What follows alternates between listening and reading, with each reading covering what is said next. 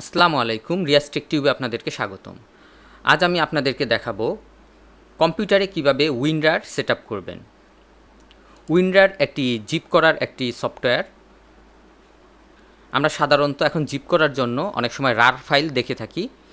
তো আমরা ফাইল কিভাবে রার করব বা রার করা ফাইল কিভাবে আনকম্প্রেস করব সেটা আজকে আমরা দেখব, এবং কিভাবে WinRAR সেটআপ করব সেটাও আমরা আজকে দেখব। তো প্রথমে আমরা WinRAR ডাউনলোড করে নিব। এর জন্য আমরা ব্রাউজারে চলে যাব, তারপর এখানে আমরা গুগলে চলে যাব, তারপর এখানে আমরা লিখব WinRAR। তারপর এখানে আমরা দেখতে পাচ্ছি WinRAR অফিসিয়াল ওয়েবসাইট। এখানে আমরা ডাউনলোড WinRAR, এখানে আমরা একটি ক্লিক করব।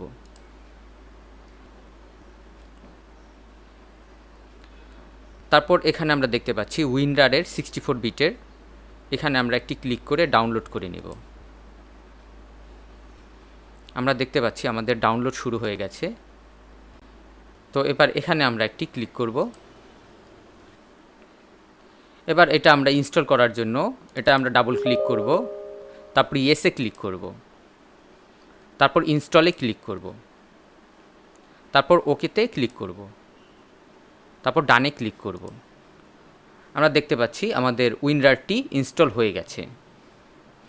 এবার আমরা দেখে নেব কিভাবে WinRAR সফটওয়্যারের ফাইলগুলিকে আমরা এক্সট্রাক্ট করব।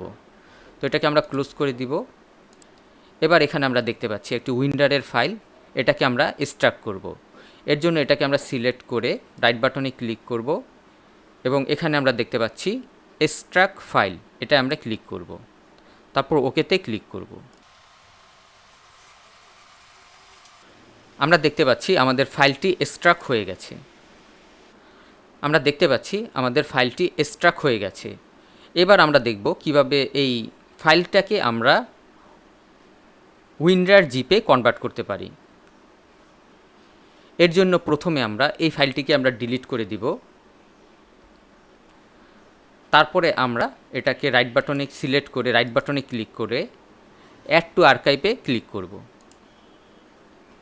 তারপর এখান থেকে আমরা ওকেতে ক্লিক করব।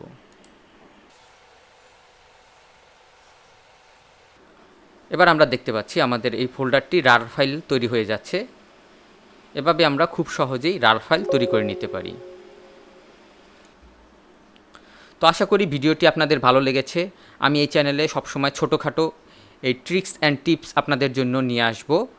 তো আমাদের এই ভিডিও যদি ভালো লেগে থাকে তাহলে অবশ্যই লাইক এবং শেয়ার করবেন, আমার এই চ্যানেলটি সাবস্ক্রাইব করবেন। নেক্সট ভিডিও দেখার আমন্ত্রণ রইল। আজ এ পর্যন্তই। খোদা হাফেজ।